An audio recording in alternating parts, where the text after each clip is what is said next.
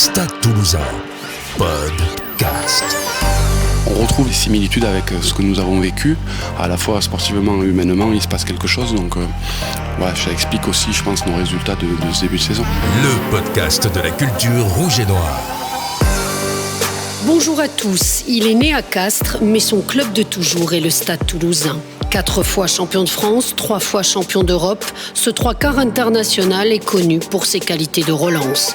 Il est aujourd'hui entraîneur adjoint de l'équipe première et entraîneur de l'équipe espoir. Clément Poitronneau est avec nous. Ah, très bon joueur, Clément. Et un sens du jeu. Il avait énormément le sens du jeu et les relances, quoi. Très bon arrière. Magique, hein. Exceptionnel. Merveilleux. Élégant. Un mot, l'élégance. Et là, ça résume la carrière du joueur, quoi. L'élégance et la fidélité. Un bon joueur de club, polyvalent, hyper investi, un mec rouge et noir. Ah, splendide, le cœur, le talent, la tête. Un joueur qui représente parfaitement l'esprit toulousain. Bonjour Clément. Bonjour. À l'époque, avec Frédéric Michalak, tu représentais la classe biberon du Stade Toulousain, champion de France à 19 ans, la première année où tu intègres les pros. Quel souvenir tu gardes de cette époque ? Un souvenir incroyable, évidemment, puisque j'ai eu la chance de jouer avec des joueurs que je fréquentais quand j'étais à l'école de rugby, et puis ensuite dans les catégories jeunes, juniors, cadets, tout ça. Donc forcément, c'était un grand moment pour nous déjà d'intégrer l'équipe première, et ensuite pour notre première saison, finir avec le bouclier, c'était inespéré.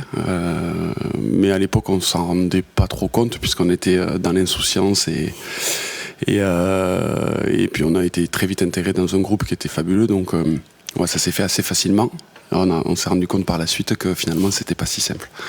On est dans les vestiaires du Stade Toulousain, ils n'étaient pas comme ça à l'époque. Non. Mais tu te rappelles vraiment tes premiers pas dans ce vestiaire des pros ? Ah oui, il était un peu différent, hein. Il était un peu moins joli, mais il était par contre chargé d'histoire. C'était un peu quand on passait devant, c'était un petit peu le Graal de pouvoir accéder à cet endroit. Maintenant c'est vrai qu'il est plus joli. La nouvelle génération est en train de se construire sa propre histoire à l'intérieur de ce vestiaire, ses propres souvenirs, mais c'est vrai que quand ils l'ont changé, on a eu un petit pincement au cœur puisque c'était beaucoup de souvenirs qui s'envolaient en même temps que les placards, mais il ne faut pas vivre dans le passé, et maintenant c'est à nos jeunes qui débutent de se créer des choses à l'intérieur de ce vestiaire. Apparemment, avec Frédéric Michalak, oui. vous étiez l'épître quand même de cette équipe. Ouais, on avait de l'énergie à revendre, hein. Puis l'intensité des entraînements, mine de rien, et de la compétition était moins difficile qu'aujourd'hui, donc on avait un peu de temps pour faire des conneries et on s'en privait pas, et puis on était plutôt bien accompagnés par quelques anciens qui n'en demandaient pas tant visiblement, donc la mayonnaise, comme on dit, a pris rapidement, humainement et à la fois sportivement aussi, donc tout était réuni pour qu'on passe des bons moments ensemble. Une petite anecdote peut-être ?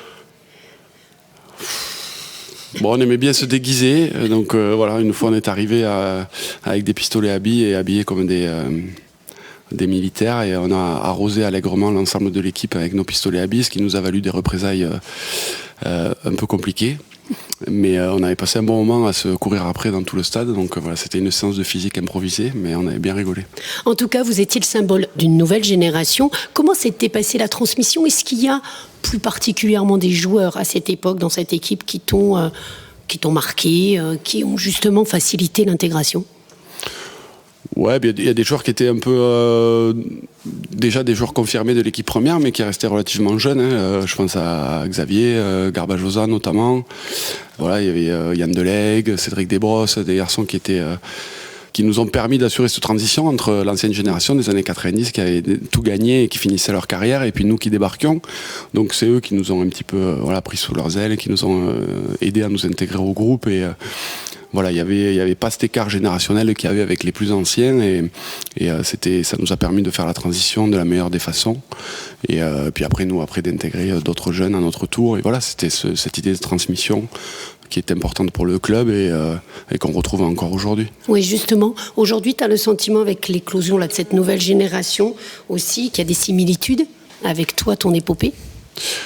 Ben oui, parce qu'on a des garçons aujourd'hui comme Maxime Médard, Yoann Huget ou Sofiane Guitoun qui ont de l'expérience mais qui restent de jeunes joueurs malgré tout, parce qu'ils ont à peine 30 ans, donc ça reste relativement jeune. Et puis des garçons qui ont 19, 20 ans, qui intègrent le groupe et qui prennent le relais. Donc voilà, on retrouve des similitudes avec ce que nous avons vécu. Et un petit peu comme notre expérience, on sent que à la fois sportivement et humainement, il se passe quelque chose. Donc ouais, ça explique aussi, je pense, nos résultats de ce début de saison. Alors, hormis ta petite parenthèse sud-africaine, tu as toujours évolué au Stade Toulousain. Je rappelais en préambule que tu étais né à Castres. Ouais, personne n'est parfait. Mais c'était une évidence pour toi de faire toute ta carrière au Stade Toulousain? Ça l'est devenu après quelques années passées ici. Ouais, je n'avais pas de plan de carrière particulier, mais étant donné que tous les ingrédients étaient réunis pour que je m'épanouisse au club, j'avais finalement peu de raisons de changer, puisque j'ai toujours été animé par la compétition et par les victoires, et on gagnait. Donc pour moi c'était l'idéal. Et puis voilà, on était une génération de joueurs, on avait envie de rester ensemble, on avait envie d'évoluer ensemble dans le même club, parce qu'on était au fil du temps devenus plus que des coéquipiers, des amis. On avait tous la même ambition, donc voilà, c'était pas, il n'y a pas de raison pour moi de partir. Ça représentait quoi, le jeu à la toulousaine à l'époque ? Et même encore aujourd'hui? C'était une certaine idée de la liberté sur le terrain, avec la possibilité de prendre des initiatives, mais malgré tout dans un cadre qui était malgré tout défini. Même, j'avais envie de dire, puisque le jeu était quand même moins stratégique peut-être qu'il ne l'est aujourd'hui, mais on s'était défini notre propre cadre en fait. Et ça collait à ton style, à ta personnalité? Ah ben oui, forcément. Moi, je m'épanouissais là-dedans, même si parfois c'était un peu exagéré, même si parfois on allait un peu trop loin, et ça nous a joué quelques tours. Mais globalement, oui, moi c'était exactement ce qui me correspondait et je me sentais très à l'aise là-dedans. Tu as marqué combien d'essais avec le Stade Toulousain, tu le sais? Ouais, non, je sais pas. Peut-être, je sais pas, une cinquantaine peut-être. Et ton plus bel essai, tu t'en rappelles? Non, franchement non, j'ai pas forcément j'ai pas de souvenirs. Moi j'étais pas un scoreur, hein. C'était pas trop mon truc. Un relanceur. Ouais, il y avait des garçons qui avaient vraiment ce sens de la ligne, quoi, qui avaient envie de marquer des essais et qui se donnaient les moyens de le faire. Moi, mon credo, c'était plus de mettre mes partenaires dans des bonnes conditions pour qu'ils arrivent à s'épanouir. J'essayais en tout cas Voilà, j'étais aussi content de faire marquer un joli essai à un de mes partenaires que de marquer moi-même. C'était une satisfaction importante. Je n'étais pas forcément accro à la ligne d'essai. Dans tous les joueurs prestigieux qui t'ont précédé au Stade Toulousain, est-ce que tu avais peut-être un modèle, quelqu'un qui t'avait inspiré? Très, très jeune, Thomas Castagnette était quand même une idole pour toute notre génération. Hein. C'était à la fois par son rugby, par aussi son physique, hein, puisqu'il n'était pas impressionnant finalement. Mais il allait très vite, il avait des appuis, il est techniquement irréprochable. Donc voilà, c'est vrai que pour nous, gamins, avec Fred, ça faisait partie quand même des idoles qu'on pouvait avoir. Ouais. Aujourd'hui, tu es à la fois entraîneur de l'équipe Espoir et entraîneur adjoint de l'équipe première. C'est important d'avoir créé une passerelle entre les deux? Oui, mais c'est quelque chose qui ne se faisait pas forcément. Et bon, on s'aperçoit qu'aujourd'hui, on a mis en place ça depuis quelques mois et ça fonctionne très bien, hein, puisque les résultats de l'équipe dans son ensemble est largement dû à l'éclosion de ces jeunes joueurs et à leur intégration en tout cas. Donc le fait de parler d'une même voix avec l'ensemble du staff, que ce soit les 6 entraîneurs professionnels et du coup nous en plus avec les espoirs, ça permet de les intégrer rapidement à notre rugby, ça permet qu'il n'y ait pas ce laps de temps parfois un peu délicat quand tu es un jeune joueur qui monte en espoir et qui ne connaît pas forcément les autres, qui ne connaît pas forcément tous les systèmes, tout ça.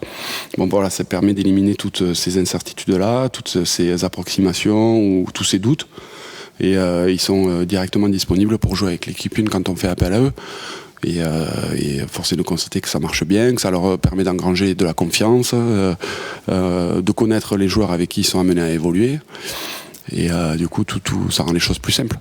Pour revenir à ton palmarès, c'est donc 4 boucliers de Brennus, 3 titres européens. Si tu devais en conserver qu'un?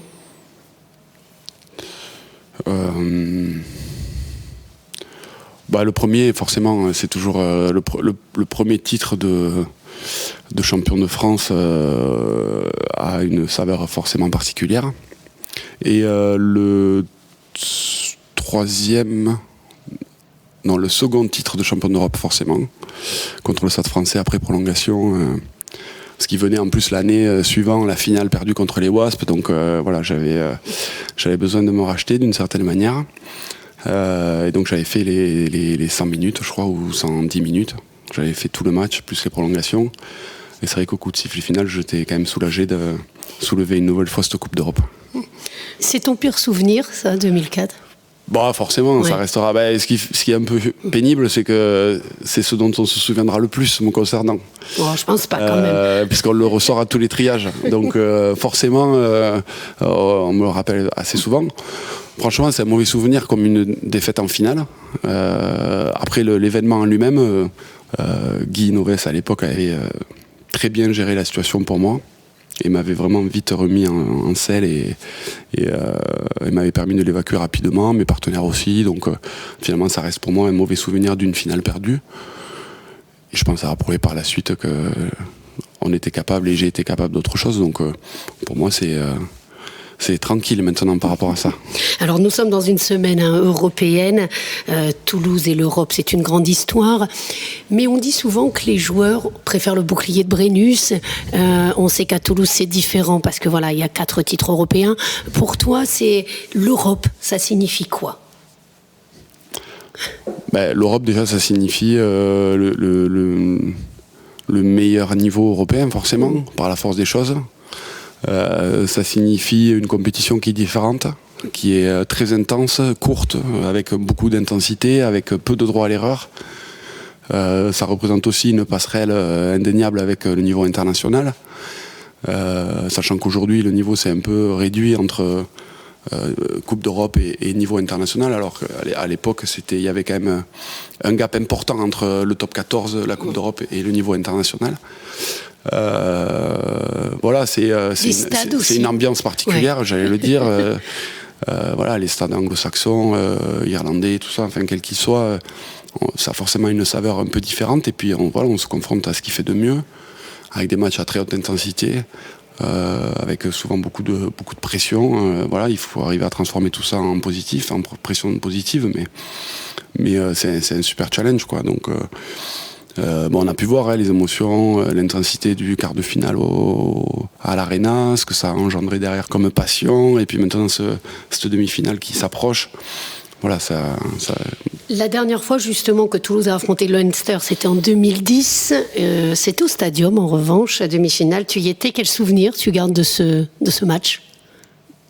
Ça avait été, on avait gagné, non, oui. Il me semble. Oui, parce qu'on est champion après contre le Biarritz. Avec tous ces titres, je me souviens pas du tout. Oui, non, mais c'est toujours des batailles assez épiques. Et là, pour le coup, on les avait vraiment dominés. Pourtant, il y avait O'Driscoll, Darcy, enfin toutes les stars irlandaises de l'époque, et on avait vraiment maîtrisé notre sujet. Mais bizarrement, contre le Leinster, je garde un autre souvenir d'une demi-finale perdue à la Viva, où c'est une des rares fois où on avait terminé le match sans regret aucun, parce qu'on avait vraiment joué notre meilleur rugby et ils avaient simplement été meilleurs que nous. Et ça reste un de mes meilleurs souvenirs aussi de Coupe d'Europe, en tout cas en termes de qualité de jeu, d'intensité. Et voilà, il y a parfois des défaites aussi comme ça qui vous marquent, mais de manière positive, et ça nous avait propulsé ensuite jusqu'au titre de champion, puisqu'on avait, je pense, surfé sur la vague de cette intensité-là jusqu'à la fin de la saison, et ça nous avait beaucoup aidé. Donc voilà, dans tous les cas, une demi-finale contre une province irlandaise ou anglaise, ça reste un grand souvenir. Parfois douloureux, mais en tout cas, on en garde quand même quelque chose. Le Leinster, c'est le champion d'Europe en titre. C'est le seul club avec le Stade Toulousain à avoir 4 titres européens. Et ce sera forcément différent, là, la demi-finale, puisqu'elle se joue là-bas, à la Viva Stadium. Toulouse sera outsider ? Oui, évidemment. On a connu un coup de mou il y a 2-3 ans. Eux n'en ont pas connu, ils sont toujours présents à ce niveau de compétition, avec aussi des dispositions différentes des nôtres, puisqu'ils ont un championnat qui délaisse un petit peu pour se préparer pour les échéances internationales et pour la Coupe d'Europe, donc forcément une fraîcheur physique qui est un peu différente. Ils ont une grande majorité des joueurs qui jouent pour l'équipe d'Irlande, donc des automatismes aussi qui sont différents. Ça reste un monument du rugby européen, ça reste une équipe qui est dominante quasiment en permanence. Donc pour nous, on sera complètement outsider, évidemment. On y va pour jouer notre chance à fond, évidemment, avec nos qualités, mais on sait qu'il faudra qu'on soit tous au top au même moment et tous ensemble pour pouvoir se sortir de ce match. Je pense que ça va être un match très serré, mais vu la dynamique du Stade Toulousain actuel, une petite victoire de 2 points du Stade Toulousain, ça conviendra très bien, quoi. Moi je vois le Stade Toulousain aussi, 25-12. Même si Leicester c'est costaud, je pense que Toulouse est au-dessus. 21-18 pour Toulouse après prolongation. Ouais, Toulouse qui gagne aussi 28-21.